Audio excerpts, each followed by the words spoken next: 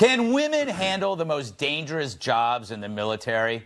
And is even posing that question sexist?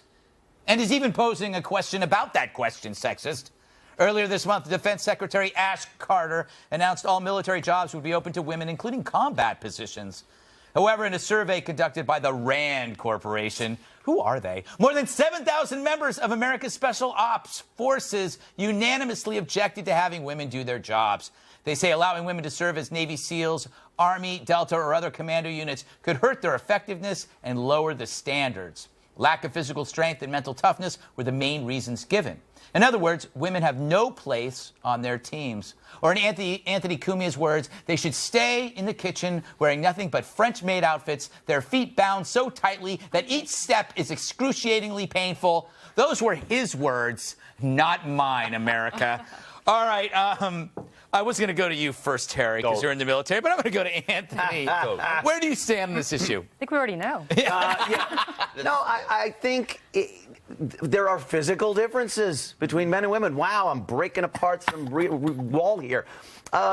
If somebody can do the job, physically and mentally do the job, then fine. But there are just innate physical differences between men and women where there are some positions that should not be open to women. It's just the way it is. And yeah, there's a crossover where certain men wouldn't be able to do certain things, certain women can do certain things. But when you look at the overall average, it's just, we see it in the fire department. A lot of times they lower the standards to get women involved, and then you realize it was a big mistake. Yeah, then you have to buy more smoke alarms. It's all organized by the smoke alarm companies.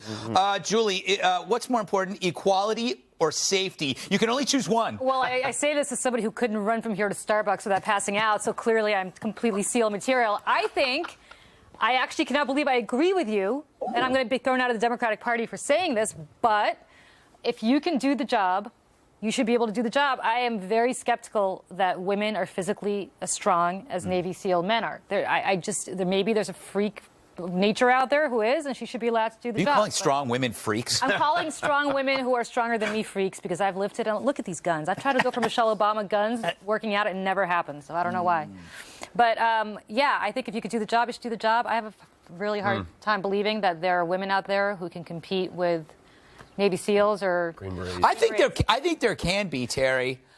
There can. I'm trying to engineer some sort of debate. Yeah. I think there can be. No, here's we've talked about this on your show before, and look, there is going to be a small percentage of gals. I like that word, gals. Yes. Gals who can actually do it, that are diesel, in shape. There's not a lot. The stuff we got to do is really, really bone crushing. But there are going to be some. And I think about the mental toughness of women. I think that's a false thing, too. Women can be there's a lot of weak. The mental toughness isn't the problem. Yeah, I mean, Bo Bergdahl. Yeah, right. Yeah, was a man. When I hear people here's the real reason why, and this is maybe even why the guys that are interviewed, like I'm in the Green Berets, the reason these guys gave, that's the reason they gave. The real reason is this.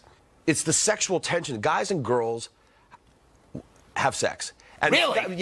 Weird. And the birds and the bees. I know what. That was also my problem with the openly gay guys in the military. You'd be surprised how many people in the military, we really don't care about anyone's sexuality, as long as it doesn't affect two things. I'm a Green Beret leader. My team's lethality and my team's survivability.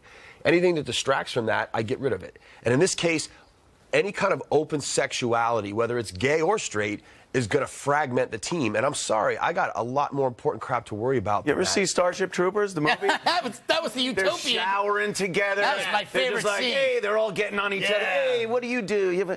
That's like Aliens. Hey, Vasquez. Right, hey, Vasquez. Yeah, what about you? Yeah. All right, enough of this weird trivia. I got to get Kat and Joanna here. First, you, Kat. Thoughts? So if I tried to be a Navy SEAL, boys would like me there? Yes. And I could maybe get a husband? You could so do well there. I would crush it. I'm very strong. I think that's really interesting because I thought the exact same thing. I'd love to say that as long as you pass the same physical tests, I think that's the officially appropriate answer. Right. But when you do think about what it would be like to add a woman to that mix, you do kind of wonder about what Terry's talking about. And the response was so overwhelming by people that actually know what that's like. I don't know what that's like. I don't know what it's like to have to do anything physical. So you got to kind of at least think about it. But my official answer is as long as they can pass the same tests as men. Well, and If they lower the standards, that's the problem, Joanne. that is definitely the problem. And who wants this more? Politicians or women who want to serve their country? If I am dedicated to serving my country and doing it well, I will take any position that I'm assigned. And if they think that's where I'm going to thrive in it, then that's what I'll do. Can you wait tables? Really well. Yes, exactly. Really I'm well. with no. Look, if a woman wants to enlist and she can do it, fine. That's you know. But there are biological inevitabilities. But they will have, as long as they keep the standards the same.